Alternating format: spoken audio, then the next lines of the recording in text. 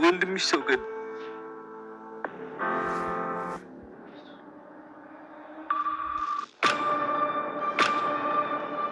የልጁ ገዳይ እኔ ነኝ።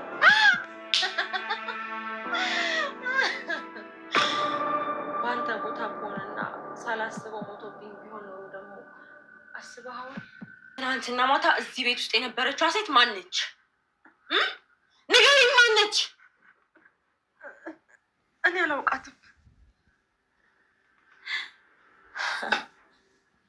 መቼም በዛ በማታ ደስ የሚል የፍቅር ቄጤማ ሲበጠስ እዚህ ቤት ውስጥ አልነበርኩም ልትይኝ አይደለም አይደል? አይደለም አይደል? ከማኪና ከሰላም ናታንን ማን የበለጠ እንደሚወደው ለማወቅ ሮዛ አንዲት ፈተናን አውጥታ ትገኝ ነበረ። ታዲያ በሮዛ ፈተና መሰረት ሰላምም ሆነች ማኪ የሮዛ እጅ ላይ ወድቀው ይገኛሉ። የሮዛን ፈተና ያየችዋ ሰላም ችግሩን በፍጹም መቋቋም እንደማስችል ለናታን እየነገረችው ትገኝ ነበረ። በቀላሉ የሮዛ ፈተና ምን ነበረ?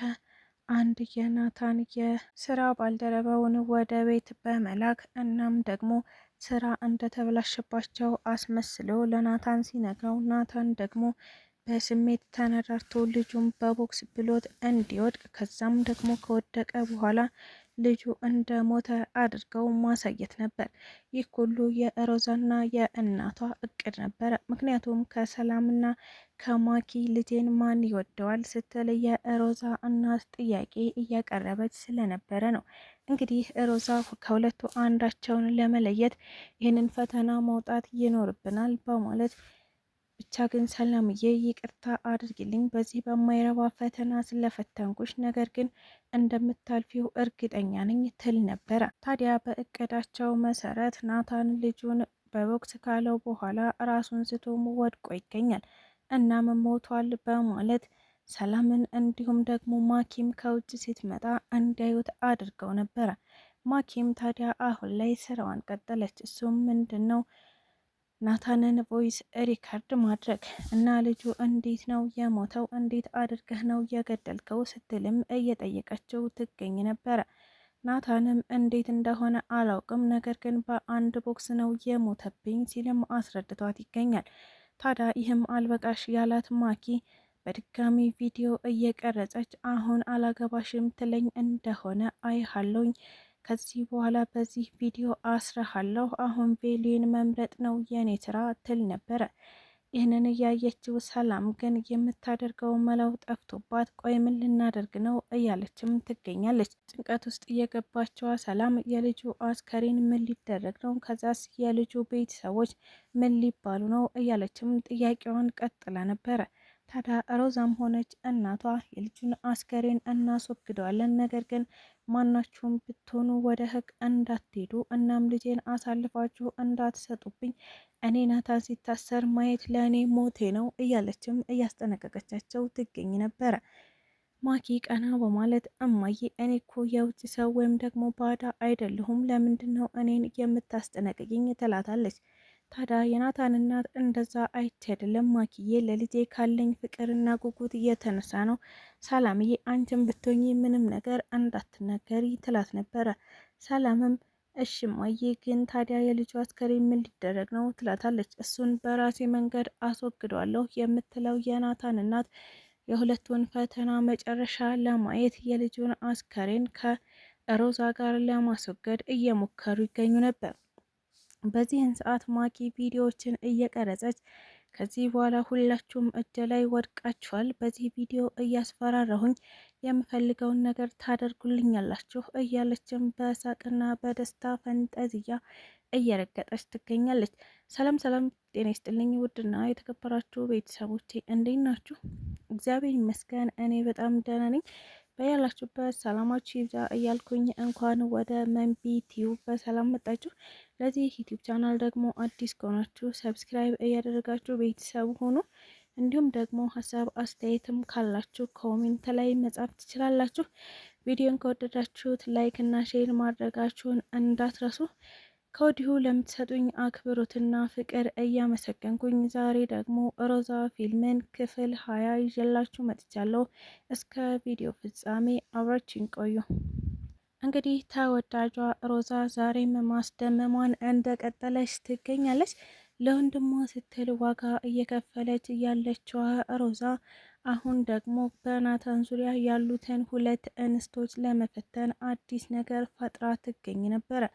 እሱም ናታን በእጁ የሰው ነፍስ አጠፋ በማለት ከሁለቱ ማናቸው ለናታን ራሳቸውን አሳልፈው እንደሚሰጡ እየፈተነቻቸው ትገኝ ነበረ። በመጨረሻም ግን ከፈተናዋ ላለመውደቅ ሁለቱም ጥረታቸውን እያደረጉ ይገኛሉ። ነገር ግን የማኪ ጥረት የነበረው ይህንን አጋጣሚ ተጠቅማ ናታንን እያስፈራራች የራሷ ማድረግ ነበረ።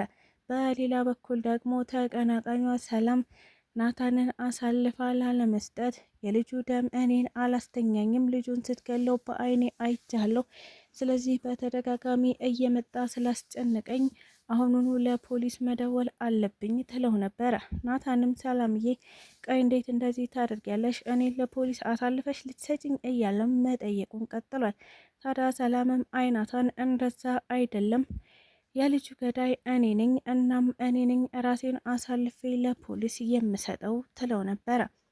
ይህንን የሰማው ናታንም ሰላምዬ በፍጹም አይሆንም፣ ትንሽ ጊዜ ስጭኝና ሁሉንም ነገር ራሴ አስተካክለዋለሁ፣ እናም ደግሞ ለፖሊስ እኔ ራሴ እጄን አሳልፌ እሰጣለሁኝ፣ ግን ደግሞ የማስብበት ጊዜ ያስፈልገኛል።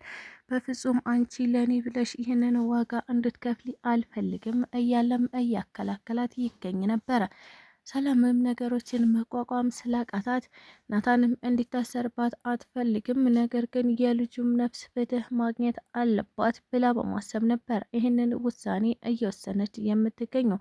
ታዲያ በዛኛው በኩል ያለችዋ ማለትም ማኪ ይህንን ቪዲዮ ተጠቅሜ ናታንን የራሴ አድርገዋለሁ እያለችም ጥረቷን ቀጥላ ትገኝ ነበር። አሁን ላይ የሮዛና የእናቷ እቅድ እየሰራ ያለ ይመስላል። ምክንያቱም ከሁለት አንደኛቸው ለናታን ጥብቅና ይቆማሉ። እናም ደግሞ ልጄን አሳልፈው አይሰጡትም፣ ያች ልጅ የልጄ ሚስት ናት ትል ነበር የናታን እናት። ታዲያ ማኪ ምንም አይነት ስብዕናና ምንም አይነት ፍቅር ብታሳየውም ነገር ግን ናታን በሰላም ፍቅር ስለታወረ ሁሉም ነገር የሰላም ብቻ ነው የሚታየው ትላለችም አያይዛ። ሮዚም እንግዲህ ከፈተናችን ከሁለት አንዳቸው ማለፋቸው አይቀርም፣ የዚህን መጨረሻ ለማየት ያብቃን እያሉም የሰላምና የማኪን ሽኩቻ ማየታቸውን ቀጥለው ይገኛሉ።